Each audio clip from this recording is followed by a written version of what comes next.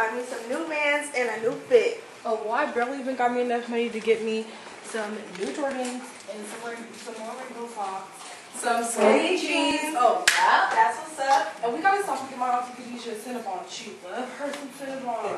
Okay, me too. How you doing, Hungry? I'm Tanique, and you need a job. Ma'am, that's not very nice. Besides, it's nice to be nice. Isn't this the season of giving? Yeah, he's right to me. Here you go, sir. Wait, why are you giving him some money? My mama said people like him get what they deserve. Plus, he might just spend all the money on drugs or alcohol anyways.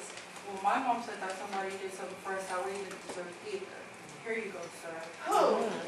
Please. Ain't nobody ever did anything for me that I didn't deserve. Yes, he did, because his name was Jesus. Everything that we have is because of his sacrifice. John 3:16 says, that God so loved the world that he gave his only begotten Son, that whoever believes in him shall not perish but have eternal life.